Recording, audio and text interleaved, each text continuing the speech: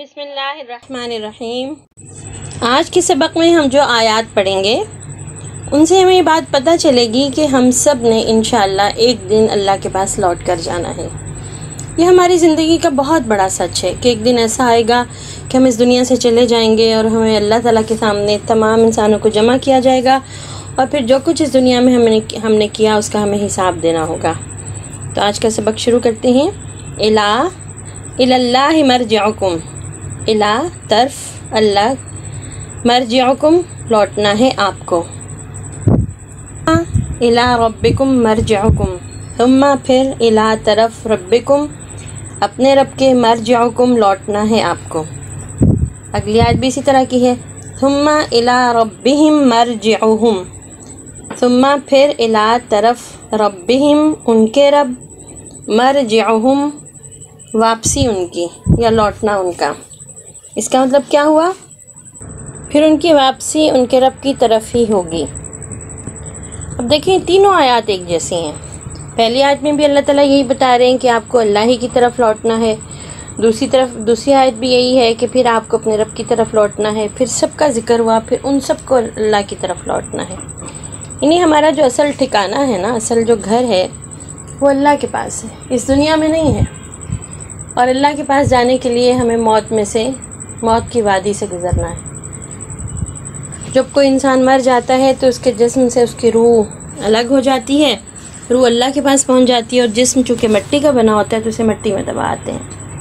ایک آیت اور دیکھتے ہیں، اللہ مصیر، الہ طرف اللہ، المصیر آخری ٹھکانہ، انسانوں کا آخری ٹھکانہ اللہ ہی کی طرف ہے۔ اگلی آیت، الینا المصیر، الینا ہماری طرف، مصیر آخری ٹھکانہ، انسانوں کا آخری ٹھکانہ ہماری طرف ہے۔ یہ بات اللہ تعالیٰ ہمیں بتا رہے ہیں۔ الیک المصیر، الیکا آپ کی طرف، مصیر آخری ٹھکانہ آپ ہی کی طرف ہے۔ اب ذرا اس ایکٹیویٹی والے پیج کو دیکھیے، اس میں دیکھیں دو ٹھکانے بتائے ہوئے ہیں، ایک جنت اور ایک دوزخ، دو ٹھکانے ہیں نا۔ تو یہ دونوں ٹھکانے کیسے پتہ چلے گا کہ کون جنت میں جائے گا اور کون دوزخ میں؟ بات یہ ہے کہ ہم میں سے ہر کسی کو کوشش کرنی ہے کہ وہ جنت کے بارے میں بھی علم حاصل کرے، جنت کیسی ہے، اور اس کا شوق اپنے دل میں پیدا کرے۔ دوزخ کے بارے میں بھی اپنے دل میں یہ احساس پیدا کرنے کے لیے کہ بہت برا ٹھکانہ ہے، ہمیں اس کے بارے میں علم حاصل کرنا ضروری ہے تاکہ ہم دوزخ کی طرف لے جانے والے کاموں سے بچ سکیں۔ اس آیت کے ٹکڑے کو دیکھتے ہیں، لَتُبْعَثُنَّ البتہ آپ اٹھائے جائیں گے، ضرور ہی، البتہ یعنی ضرور، آپ اللہ کی طرف اللہ قیامت والے دن اٹھائے جائیں گے۔ اللہ یجمع بیننا، اللہ اکٹھا کرے گا، یجمع وہ اکٹھا کرے گا، بیننا آپس میں ہمیں، اللہ ہمیں آپس میں ضرور اکٹھا کرے گا۔ جب ہمارا کوئی پیارا اس دنیا سے رخصت ہو جاتا ہے تو ہمیں یاد ہوتا ہے کہ وہ اللہ کے پاس پہنچ گیا اور ہم نے بھی جانا ہے۔ ہم امید کرتے ہیں، دعا کرتے ہیں کہ ہم جنتوں میں اس سے ملیں گے، اور ساتھ ساتھ ہمیں اس بات کی تیاری بھی کرنی ہے۔ یہ آیت بھی ہمیں یہی بتا رہی ہے کہ اللہ ایک دن ہم سب کو اپنے پاس جمع کرے گا، پوری دنیا کے انسان اس کے سامنے جمع ہوں گے، اور اس دن اللہ پوچھے گا آج کس کی بادشاہی ہے۔ اس دن اللہ کے سوا کسی کی بادشاہی، زمین کے سارے جھوٹے حکمران، خدا اور طاقتور لوگ اس دن اپنی زبانیں بند کیے اللہ کے سامنے کھڑے ہوں گے۔ اللہ تعالیٰ فرماتے ہیں، ثم یجمعکم الی یوم القیامۃ لا ریب فیہ، ثم پھر، اب تو آپ کو اس لفظ کا مطلب یاد ہو گیا نا، یجمعکم وہ آپ کو اکٹھا کرے گا، الی اس کا بھی یاد ہو گیا، طرف، یوم القیامہ یوم دن، قیامہ قیامت کے، لا نہیں، ریبہ شک، فیہ اس میں شک نہیں کہ وہ قیامت کے دن آپ کو اکٹھا کرے گا۔ ہمیں اس بات کا تصور کرنا ہے کہ ایک دن ہم اللہ کے سامنے کھڑے ہوں گے۔ دیکھیں ابھی بھی جس دن اسکول کا رزلٹ اناؤنس ہوتا ہے، سارے بچے کھڑے ہوتے ہیں اور ان کا رزلٹ اناؤنس کیا جاتا ہے۔ اس دن اللہ تعالیٰ رزلٹ اناؤنس کریں گے، تمام انسانوں کو جمع کیا جائے گا، ان کا حساب ہوگا۔